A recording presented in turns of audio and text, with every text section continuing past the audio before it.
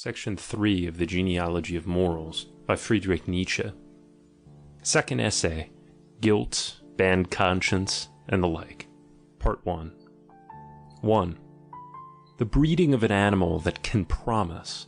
Is not this just the very paradox of a task which nature has set itself in regard to man? Is not this the very problem of man? The fact that this problem has been to a great extent solved must appear all the more phenomenal to one who can estimate at its full value that force of forgetfulness which works in opposition to it. Forgetfulness is no mere vis inertiae, as the superficial believes. Rather, it is a power responsible for the fact that what we have lived, experienced, taken into ourselves, no more enters into consciousness during the process of digestion, and might be called psychic absorption, than all the whole manifold process by which our physical nutrition, the so-called incorporation, is carried on. The temporary shutting of the doors and windows of consciousness, the relief from the clamant alarums and excursions with which our subconscious world of servant organs works in mutual cooperation and antagonism, a little quietude, a little tabula rasa of the consciousness, so as to make room again for the new, and above all for the more noble functions and functionaries, room for government, foresight, predetermination, for our organism is on an oligarchic model. This is the utility, as I have said, of the active forgetfulness, which is a very sentinel and nurse of psychic order, repose, etiquette. And this shows at once why it is that there can exist no happiness, no gladness, no hope, no pride, no real present, without forgetfulness. The man in whom this preventative apparatus is damaged and discarded is to be compared to a dyspeptic, and it is something more than a comparison. He can get rid of nothing but this very animal who finds it necessary to be forgetful, in whom in fact forgetfulness represents a force and a form of robust health, has reared for himself an opposition power, a memory, with whose help forgetfulness is, in certain instances, kept in check, in the cases namely where promises have to be made, so that it is by no means a mere passive inability to get rid of a once indented impression, not merely the indigestion occasioned by a once pledged word, which one cannot dispose of, but an active refusal to get rid of it, a continuing and a wish to continue what had once been willed, an actual memory of the will, so that between the original I will, I shall do, and the actual discharge of the will, its act, we can easily interpose a world of new strange phenomena, circumstances, veritable volitions, without snapping of this long chain of the will. But what is the underlying hypothesis of all this? How thoroughly, in order to be able to regulate the future in this way, must man have first learned to distinguish between necessitated and accidental phenomena, to think causally, to see the distant as present and to anticipate it, to fix with certainty what is the end and what is the means to that end, above all to reckon, to have power to calculate. How thoroughly must man have first become calculable, disciplined, necessitated even for himself and his own conception of himself, that, like a man entering a promise, he could guarantee himself as a future. 2. This is simply the long history of the origin of responsibility. That task of breeding an animal which can make promises includes, as we have already grasped, as its condition and preliminary, the more immediate task of first making man to a certain extent necessitated, uniform, like among his like, regular and consequently calculable. The immense work of what I have called morality of custom, compare Dawn of Day, Aphorisms 9, 14, and 16. The actual work of man on himself during the longest period of the human race, his whole prehistoric work, find its meaning, its great justification, in spite of all its innate hardness, despotism, stupidity, and idiocy, in this fact: man, with the help of the morality of customs and of social strait waistcoats, was made genuinely calculable. If, however, we place ourselves at the end of this colossal process, at the point where the tree finally matures its fruits, when society and its morality of custom finally bring to light that to which it was only the means, Then do we find as the ripest fruit on its tree the sovereign individual that resembles only himself, that has got loose from the morality of custom, the autonomous super-moral individual, for autonomous and moral are mutually exclusive terms. In short, the man of the personal, long, and independent will, competent to promise, and we find in him a proud consciousness, vibrating in every fibre, of what has been at last achieved and become vivified in him, a genuine consciousness of power and freedom, a feeling of human perfection in general. And this man who has grown to freedom, who is really competent to promise, this lord of the free will, this sovereign, how is it possible for him not to know how great is his superiority over everything incapable of binding itself by promises, or of being its own security? How great is the trust, the awe, the reverence that he awakes? He deserves all three. Not to know that with this mastery over himself he is necessarily also given to mastery over circumstances, over nature, over all creatures with shorter wills, less reliable characters. The free man, the owner of a long unbreakable will, finds in this possession his standard of value. Looking out from himself upon the others he honors, or he despises, and just as necessarily as he honors his peers, the strong and the reliable, those who can bind themselves by promises, that is, every one who promises like a sovereign, with difficulty, rarely and slowly, who is sparing with his trusts, but confers honor by the very fact of trusting, who gives his word as something that can be relied on, because he knows himself strong enough to keep it even in the teeth of disasters, even in the teeth of fate. So, with equal necessity, will he have the heel of his foot ready for the lean and empty jackasses, who promise when they have no business to do so, and his rod of chastisement ready for the liar, who already breaks his word at the very minute when it is on his lips.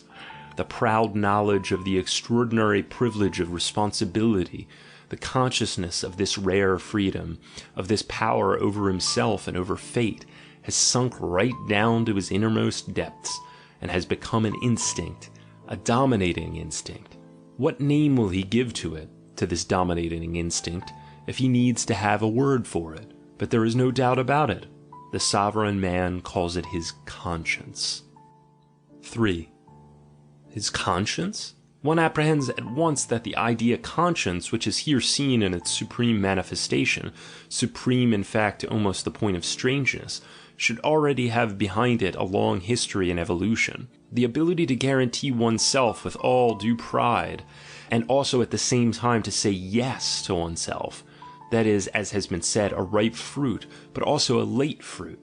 How long must needs this fruit hang sour and bitter on the tree? And for an even longer period there was not a glimpse of such a fruit to be had. No one had taken it upon himself to promise it, although everything on the tree was quite ready for it, and everything was maturing for that very consummation. How is a memory to be made for the man-animal? How is an impression to be so deeply fixed upon this ephemeral understanding, half dense and half silly, upon this incarnate forgetfulness, that it will be permanently present? As one may imagine, this primeval problem was not solved by exactly gentle answers and gentle means. Perhaps there is nothing more awful and more sinister in the early history of man than his system of mnemonics. Something is burnt in so as to remain in his memory, only that which never stops hurting remains in his memory. This is an axiom of the oldest, unfortunately also the longest, psychology in the world.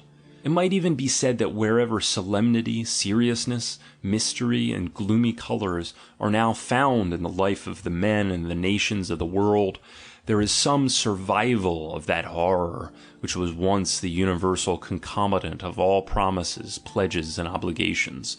The past with all its length, depth, and hardness, wafts to us its breath, and bubbles up in us again, when we become serious. When man thinks it necessary to make for himself a memory, he never accomplishes it without blood, tortures, and sacrifices.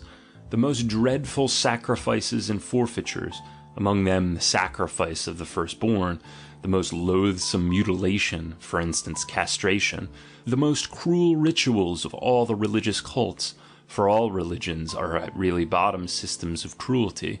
All these things originate from that instinct which found in pain its most potent mnemonic. In a certain sense, the whole of asceticism is to be ascribed to this.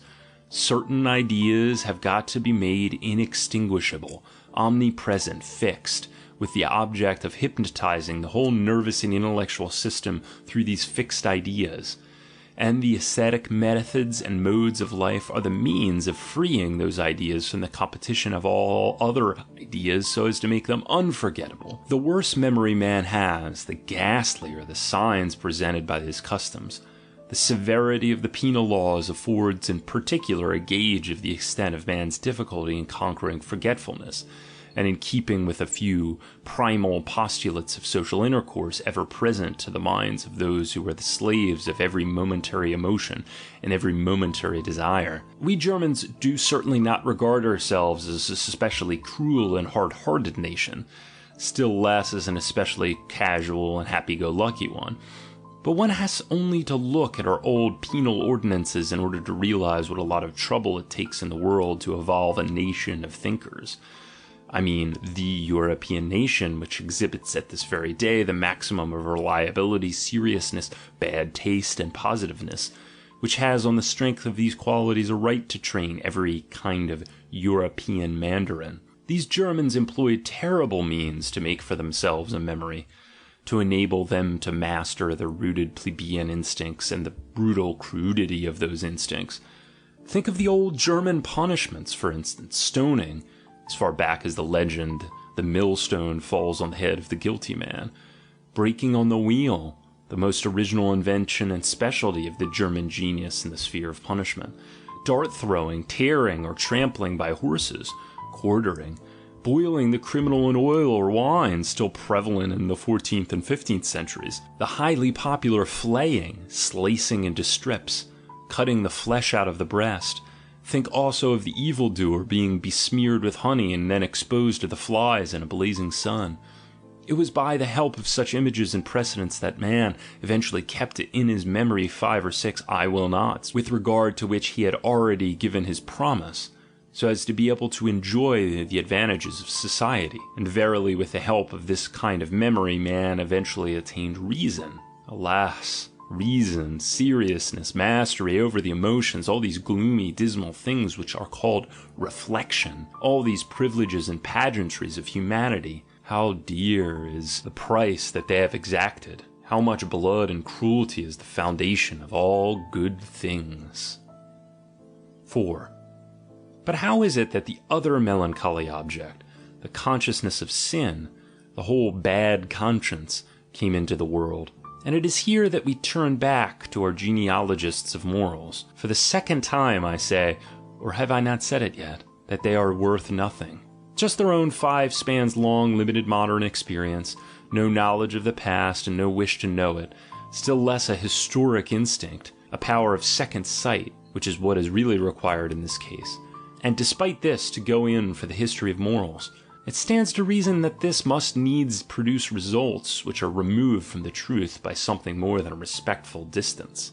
Have these current genealogists of morals ever allowed themselves to have even the vaguest notion, for instance, that the cardinal moral idea of ought originates from the very material idea of owe? Or that punishment, developed as a retaliation absolutely independently of any preliminary hypothesis of the freedom or determination of the will? And this to such an extent that a high degree of civilization was always first necessary for the animal man to begin to make those much more primitive distinctions of intentional, negligent, accidental, responsible, and their contraries, and apply them in the assessing of punishment.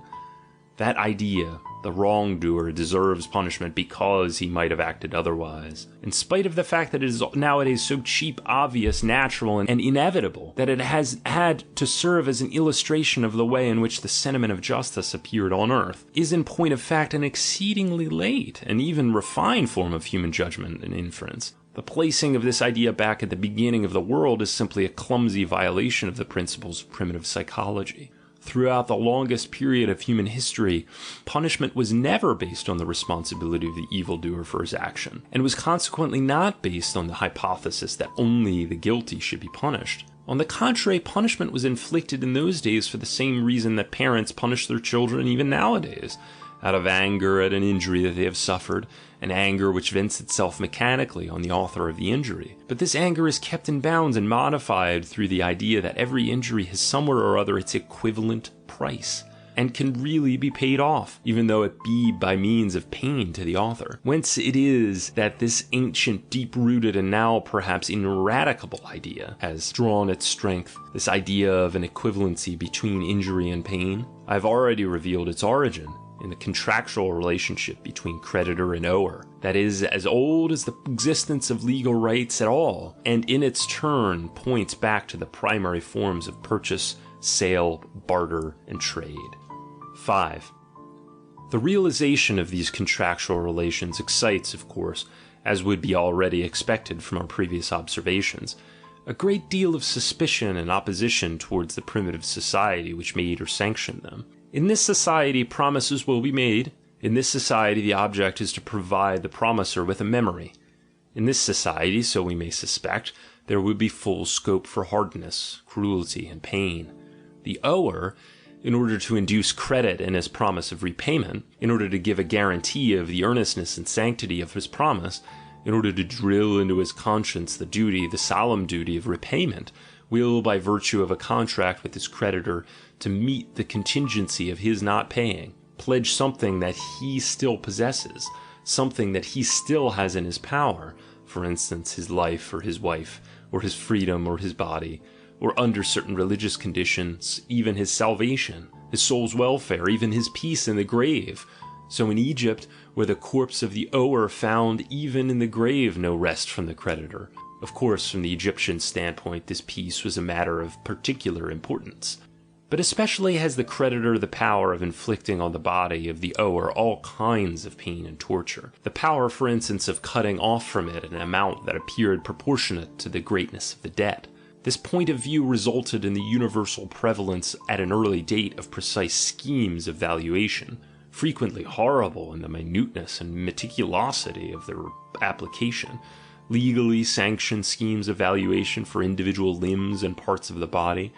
I consider it as already a progress, as a proof of a freer, less petty, and more Roman conception of law, when the Roman Code of the 12 Tables decreed that it was immaterial how much or how little the creditors in such a contingency cut off. Si plus minusve secerunt ne fraude esto. Let us make the logic of the whole of this equalization process clear. It is strange enough. The equivalence consists in this. Instead of an advantage directly compensatory of his injury, that is, instead of an equalization in money, lands, or some kind of chattel, the creditor is granted by way of repayment and compensation a certain sensation of satisfaction. The satisfaction of being able to vent without any trouble his power on one who is powerless. The delight de faire le mal pour le plaisir de la faire. The joy in sheer violence. And this joy will be relished in proportion to the lowness and humbleness of the creditor in the social scale, and is quite apt to have the effect of the most delicious dainty, and even seem the foretaste of a higher social position. Thanks to the punishment of the ower, the creditor participates in the rights of the masters. At last he too, for once in a way, attains the edifying consciousness of being able to despise an ill-treated creature as an inferior, or at any rate of seeing him being despised and ill-treated, in case the actual power of punishment, the administration of punishment, has already become transferred to the authorities. The compensation consequently consists in a claim on cruelty and a right to draw thereon. 6. It is then in this sphere of the law of contract that we find the cradle of the whole moral world, of the ideas of guilt, conscience, duty, the sacredness of duty. Their commencement, like the commencement of all great things within the world, is thoroughly and continuously saturated with blood. And should we not add that this world has never really lost a certain savour of blood and torture? Not even in old Kant, the categorical imperative reeks of cruelty. It was in this sphere likewise that there first became formed that sinister and perhaps now indissoluble association of the ideas of guilt and suffering. To put the question yet again, why can suffering be a compensation for owing? because the infliction of suffering produces the highest degree of happiness, because the injured party will get in exchange for his loss, including his vexation at his loss, an extraordinary counter-pleasure, the infliction of suffering, a real feast, something that, as I have said, was all the more appreciated the greater the paradox created by the rank and social status of the creditor. These observations are purely conjectural, for, apart from the painful nature of the task, it is hard to plumb such profound depths. The clumsy introduction of the idea of revenge as a connecting link simply hides and obscures the view, instead of rendering it clearer. Revenge itself simply leads back again to the identical problem: how can the infliction of suffering be a satisfaction? In my opinion, it is repugnant to the delicacy, and still more to the hypocrisy of tame domestic animals, that is, modern men, that is, ourselves, to realize with all their energy the extent to which cruelty constituted the great joy and delight of ancient man, was an ingredient which seasoned nearly all his pleasures, and conversely the extent of the naivete and innocence with which he manifested his need for cruelty, when he actually made as a matter of principle disinterested malice, or, to use Spinoza's expression, the sympathia malevolens, into a normal characteristic of man, as consequently something to which the conscience says a hearty yes.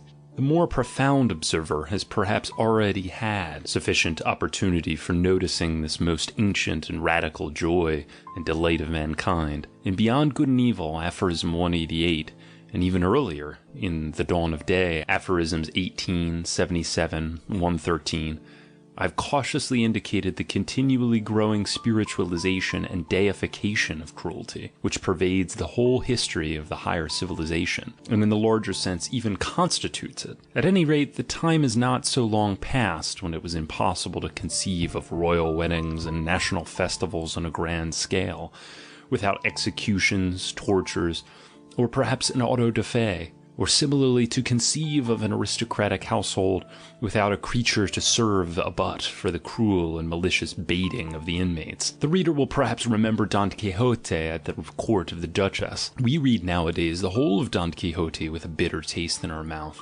almost with a sensation of torture, a fact which would appear very strange and very incomprehensible to the author and his contemporaries. They read it with the best conscience in the world, as the gayest of books. They almost died with laughing at it. The sight of suffering does one good. The infliction of suffering does one more good. That is a hard maxim, but none the less a fundamental maxim, old, powerful, and human all too human. One, moreover, to which perhaps even the apes as well would subscribe. For it is said that in inventing bizarre cruelties, they are giving abundant proof to their future humanity, to which, as it were, they are playing the prelude. Without cruelty, no feast. So teaches the oldest and longest history of man, and in punishment too there is so much of the festive. 7. Entertaining as I do these thoughts, I am, let me say in parentheses, fundamentally opposed to helping our pessimists to new water for the discordant and groaning mills of their disgust with life. On the contrary, it should be shown specifically that, at the time when mankind was not yet ashamed of its cruelty, life in the world was brighter than it is nowadays when there are pessimists. The darkening of the heavens over man has always increased in proportion to the growth of man's shame before man. The tired pessimistic outlook, the mistrust of the riddle of life, the icy negation of disgusted ennui, all those are not the signs of the most evil age of the human race. Rather much do they come first to the light of day, as the swamp flowers which they are, when the swamp to which they belong comes into existence. I mean the diseased refinement and moralization, thanks to which the animal man has at last learned to be ashamed of all his instincts. On the road to angelhood, not to use in this context a harder word, man has developed that dyspeptic stomach and coated tongue, which have made not only the joy and innocence of the animal repulsive to him, but also life itself, so that sometimes he stands with stopped nostrils before his own self, and, like Pope Innocent III, makes a blacklist of his own horrors. Unclean generation, loathsome nutrition when in the maternal body, badness of the matter out of which man develops, awful stench, secretion of saliva, urine, and excrement. Nowadays, when suffering is always trotted out as the first argument against existence, as its most sinister query, it is well to remember the times when men judged on converse principles because they could not dispense with the infliction of suffering, and saw therein a magic of the first order, a veritable bait of seduction to life. Perhaps in those days this is to solace the weaklings. Pain did not hurt so much as it does nowadays. Any physician who has treated Negroes, granted that these are taken as representative of the prehistoric man, suffering from severe internal inflammations which would bring a European, even though he had the soundest constitution, almost to despair, would be in a position to come to this conclusion. Pain has not the same effect with Negroes. The curve of human sensibilities to pain seems indeed to sink in an extraordinary and almost sudden fashion, as soon as one has passed the upper 10,000 or 10 millions of over-civilized humanity. And I personally have no doubt that by comparison with one painful night passed by one single hysterical chit of a cultured woman, the suffering of all the animals taken together who have been put to the question of the knife, so as to give scientific answers, are simply negligible. We may perhaps be allowed to admit the possibility of the craving for cruelty not necessarily having become really extinct. It only requires, in view of the fact that pain hurts more nowadays, a certain sublimation and subtilization. It must especially be translated into the imaginative and psychic plane, and be adorned with such smug euphemisms that even the most fastidious and hypocritical conscience can never grow suspicious of their real nature. Tragic pity is one of these euphemisms, another is les nostalgies de la croix. What really raises one's indignation against suffering is not suffering intrinsically, but the senselessness of suffering. Such a senselessness, however, existed neither in Christianity, which interpreted suffering into a whole mysterious salvation apparatus, nor in the beliefs of a naive ancient man, who only knew how to find a meaning in suffering from the standpoint of the spectator, or the inflictor of the suffering. In order to get the secret undiscovered and unwitnessed suffering out of the world, it was almost compulsory to invent gods and a hierarchy of intermediate beings. In short, something which wanders even among secret places, sees even in the dark, and makes a point of never missing an interesting and painful spectacle. It was with the help of such inventions that life got to learn the tour de force, which has become part of its stock in trade, the tour de force of self-justification, of the justification of evil. Nowadays this would perhaps require other auxiliary devices. For instance, life is a riddle, life is a problem of knowledge. Every evil is justified in the sight of which a god finds edification. So rang the logic of primitive sentiment. And indeed, was it only of a primitive? The gods conceived as friends of spectacles of cruelty. Oh, how far does this primeval conception extend even nowadays into our European civilization? One would perhaps like in this context to consult Luther and Calvin. It is at any rate certain that even the Greeks knew no more piquant seasoning for their happiness of their gods than the joys of cruelty. What, do you think, was the mood with which Homer makes his gods look down upon the fates of men? What final meaning have at bottom the Trojan War and similar tragic horrors? It is impossible to entertain any doubt on the point. They were intended as festival games for the gods, and, insofar as the poet is of a more godlike breed than other man, as festival games also for the poets. It was in just this spirit and no other, that at a later date the moral philosophers of Greece conceived the eyes of God as still looking down on the moral struggle, the heroism and the self-torture of the virtuous. The Heracles of duty was on a stage, and was conscious of the fact. Virtue without witnesses was something quite unthinkable for this nation of actors. Must not that philosophical invention, so audacious and so fatal, which was then absolutely new to Europe, the invention of free will, of the absolute spontaneity of man in good and evil, simply have been made for the specific purpose of justifying the idea that the interest of the gods in humanity and human virtue was inexhaustible? There would never, on the stage of this free will world, be a dearth of really new, really novel and exciting situations, plots, catastrophes. A world thought out on completely deterministic lines would be easily guessed by the gods, and would consequently soon bore them. Sufficient reason for these friends of the gods, the philosophers, not to ascribe to their gods such a deterministic world.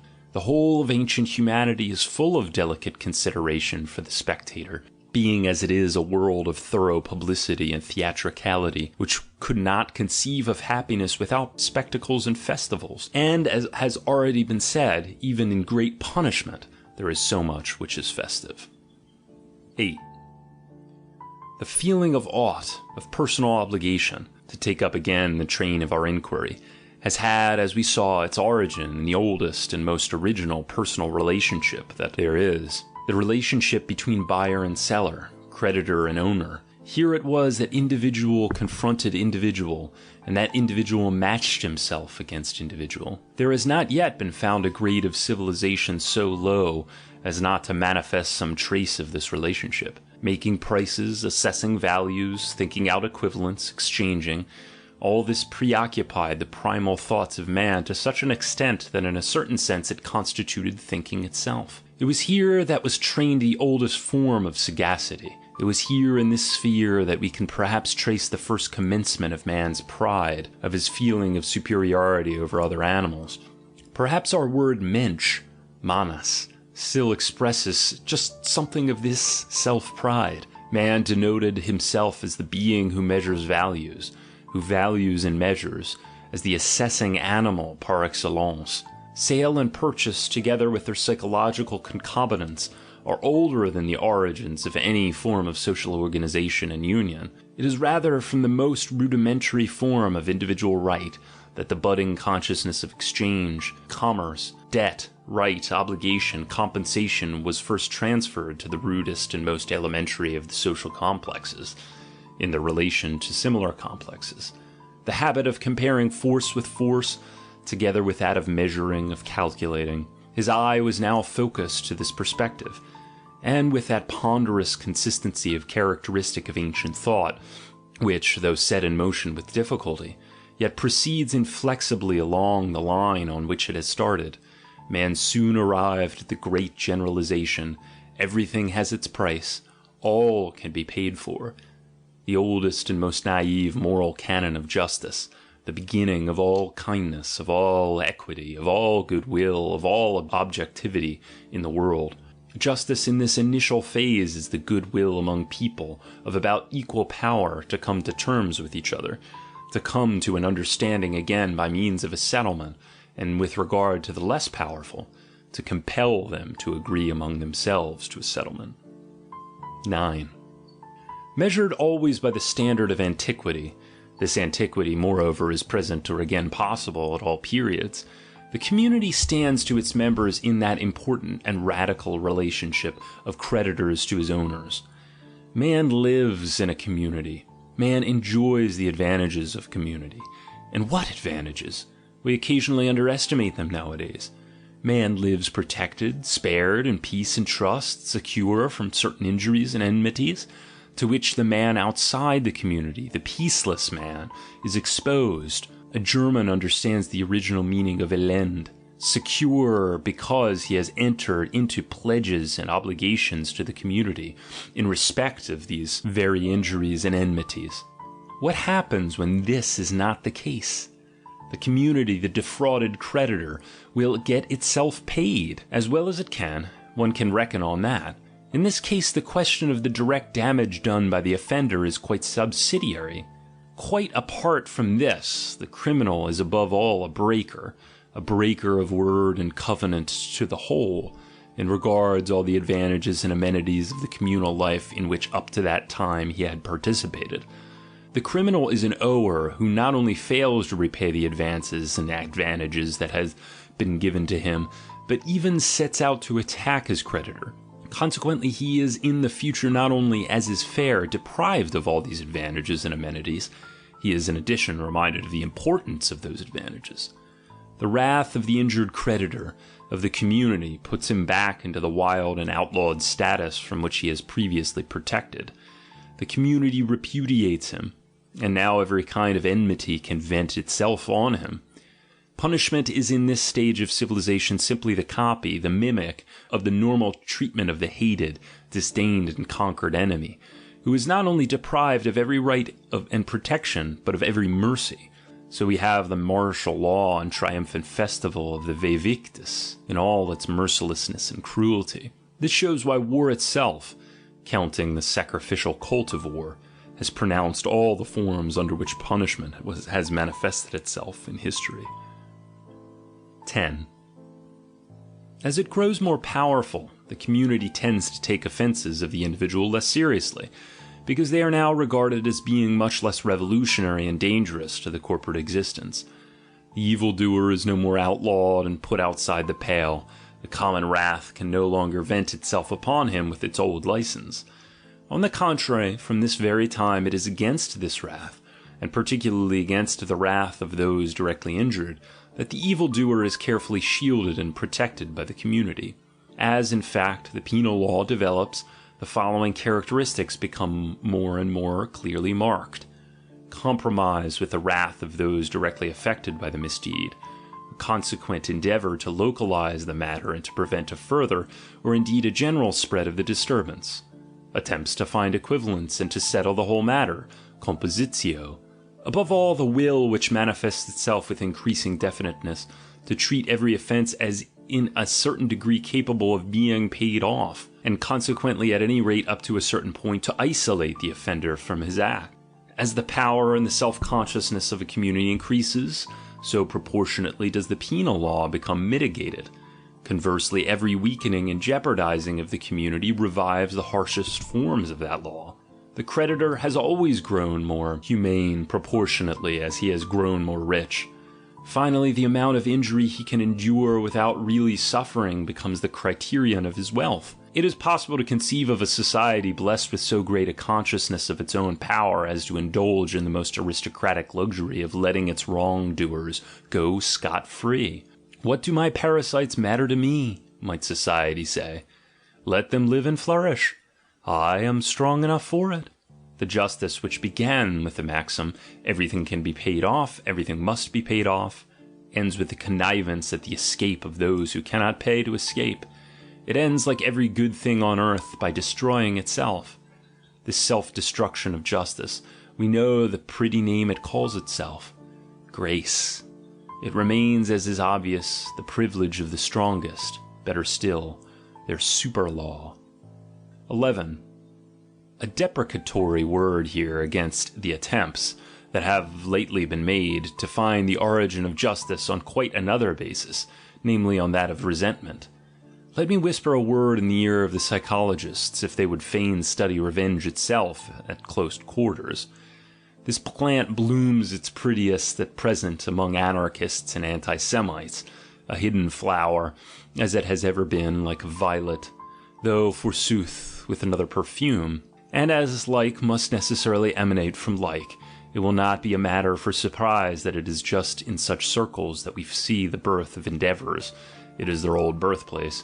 Compare above, first essay, paragraph 14, to sanctify revenge under the name of justice, as though justice were at bottom merely a development of the consciousness of injury, and thus with the rehabilitation of revenge to reinstate generally and collectively all the reactive emotions. I object to this last point least of all. It even seems meritorious when regarded from the standpoint of the whole problem of biology, from which standpoint the value of these emotions has up to the present been underestimated. And that to which I alone call attention is the circumstance that it is the spirit of revenge itself from which develops this new nuance of scientific equity for the benefit of hate, envy, mistrust, jealousy, suspicion, rancor, revenge.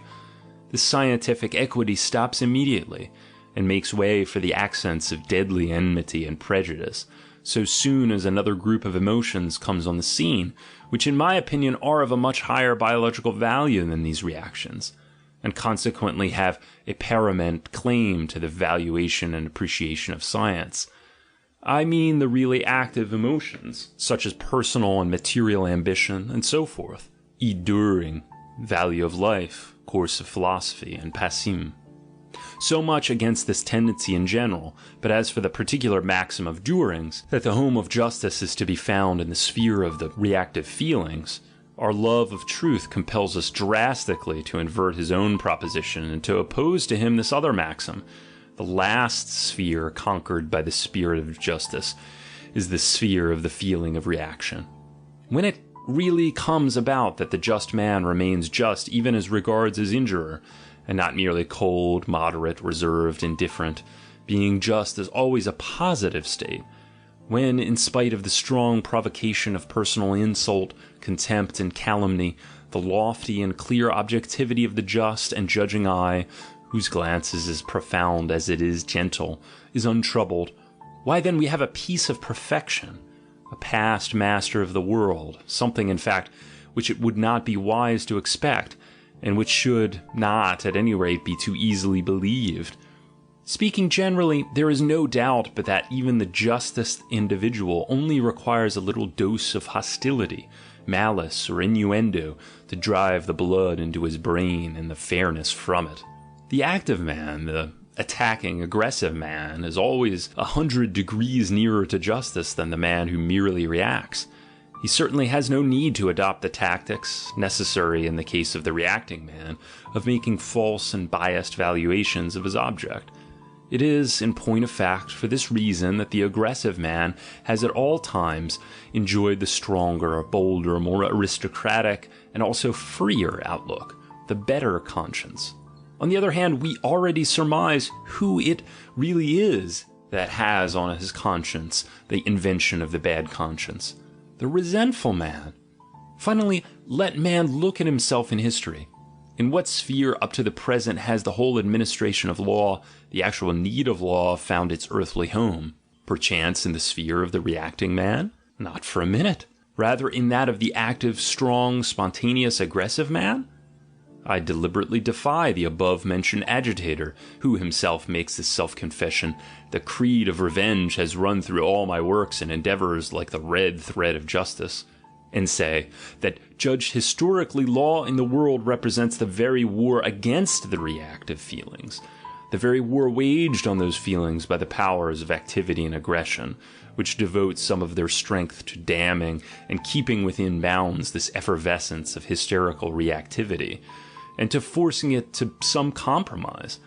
Everywhere where justice is practiced and justice is maintained, it is to be observed that the stronger power, when confronted with the weaker powers which are inferior to it, whether they be groups or individuals, searches for weapons to put an end to the senseless fury of resentment, while it carries on its object, partly by taking the victim of resentment out of the clutches of revenge, partly by substituting for revenge a campaign of its own against the enemies of peace and order, partly by finding, suggesting, and occasionally enforcing settlements, partly by standardizing certain equivalents for injuries, to which equivalents the element of resentment is henceforth finally referred.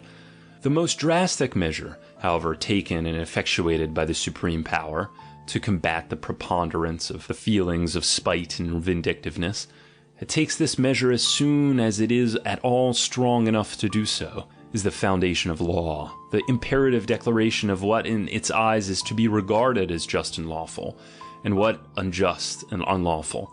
And while after the foundation of law the supreme power treats the aggressive and arbitrary acts of individuals or of whole groups as a violation of law and a revolt against itself, it distracts the feelings of its subjects from the immediate injury inflicted by such a violation, and thus eventually attains the very opposite result to that always desired by revenge, which sees and recognizes nothing but the standpoint of the injured party. From henceforth the eye becomes trained to a more and more impersonal valuation of the deed, even the eye of the injured party himself, though this is in the final stage of all, as has been previously remarked.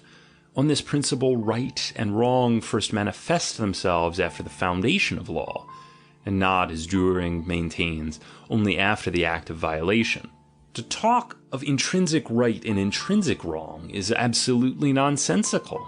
Intrinsically, as an injury, an oppression, an exploitation, an annihilation can be nothing wrong, inasmuch as life is essentially, that is, in its cardinal functions, something which functions by injuring, oppressing, exploiting, and annihilating, and is absolutely inconceivable without such a character. It is necessary to make an even more serious confession. Viewed from the most advanced biological standpoint, conditions of legality can be only exceptional conditions, in that they are partial restrictions of the real life will, which makes for power, and in that they are subordinated to the life will's general end as particular means, that is, as means to create larger units of strength.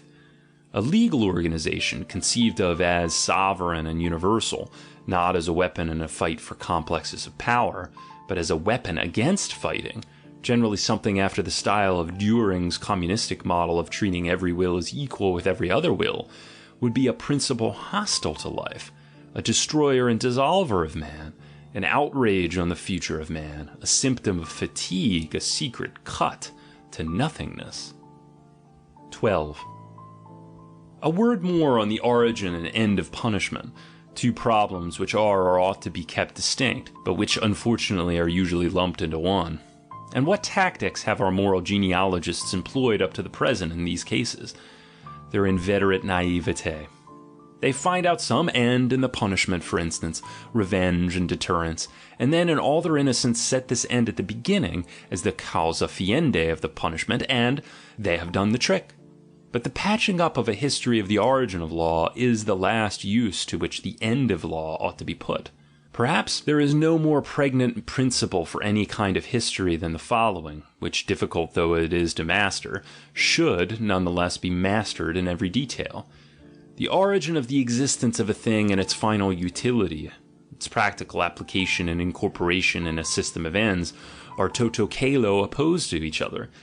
Everything, anything which exists and which prevails anywhere, will always be put to new purposes by a force superior to itself, will be commandeered afresh, will be turned and transformed to new uses. All happening in the organic world consists of overpowering and dominating, and again all overpowering and domination is a new interpretation and adjustment, which must necessarily obscure or absolutely extinguish the subsisting meaning and end. The most perfect comprehension of the utility of any physiological organ, or also of a legal institution, social custom, political habit, form in art or in religious worship, does not for a minute imply any simultaneous comprehension of its origin. This may seem uncomfortable and unpalatable to the older men, for it has been the immemorial belief that understanding the final cause or the utility of a thing, and form and an institution, means also understanding the reason for its origin. To give an example of this logic, the eye was made to see, the hand was made to grasp, so even punishment was conceived as invented with a view to punishing. But all ends and all utilities are only signs that a will to power has mastered a less powerful force, has impressed thereon out of its own self the meaning of a function, and the whole history of a thing, an organ, a custom, can on the same principle be regarded as a continuous sign chain of perpetually new interpretations and adjustments, whose causes, so far from needing to have even a mutual connection, sometimes follow and alternate with each other absolutely haphazard. Similarly, the evolution of a thing, of a custom, is anything but its progressus to an end, still less a logical and direct progressus attained with the minimum expenditure of energy and cost. It is rather the succession of processes of subjugation, more or less profound, more or less mutually independent, which operate on the thing itself. It is further the resistance which in each case invariably displayed this subjugation, the protean wriggles by way of defense and reaction, and further the results of successful counter-efforts. The form is fluid, but the meaning is even more so. Even inside every individual organism, the case is the same. With every genuine growth of the whole, the function of individual organs becomes shifted. In certain cases, a partial perishing of these organs, a diminution of their numbers, for instance through annihilation of the connecting members, can be a symptom of growing strength and perfection. What I mean is this: even partial loss of utility, decay and degeneration, loss of function and purpose, in a word death, appertain to the conditions of a genuine progressus, which always appears in the shape of a will and way to greater power, and is always realized at the expense of innumerable smaller powers. The magnitude of a progress is gauged by the greatness of the sacrifice that it requires. Humanity is a mass sacrificed to the prosperity of the one stronger species of man. That would be a progress. I emphasize all the more this cardinal characteristic of the historic method, for the reason that in its essence it runs counter to predominant instincts and prevailing taste, which must prefer to put up with absolute casualness, even with the mechanical senselessness of all phenomena, than with the theory of a power will, in exhaustive play throughout all phenomena.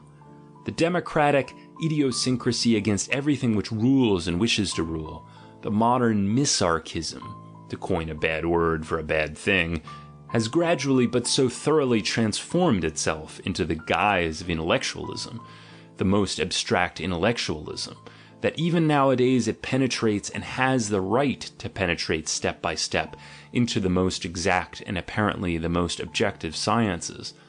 This tendency has in fact, in my view, already dominated the whole of physiology and biology, and to their detriment, as is obvious, insofar as it has spirited away a radical idea, the idea of true activity. The tyranny of this idiosyncrasy, however, results in the theory of adaptation being pushed forward into the van of the argument, exploited. Adaptation, that means to say, a second-class activity, a mere capacity for reacting. In fact, life itself has been defined, by Herbert Spencer, as an increasingly effective internal adaptation to external circumstances. This definition, however, fails to realize the real essence of life, its will to power. It fails to appreciate the paramount superiority enjoyed by those plastic forces of spontaneity, aggression, and encroachment, with their new interpretations and tendencies, to the operation of which adaptation is only a natural corollary. Consequently, the sovereign office of the highest functionaries in the organism itself, among which the life will appears as an active and formative principle, is repudiated. One remembers Huxley's reproach to Spencer of his administrative nihilism, but it is a case of something much more than administration. End of section 3.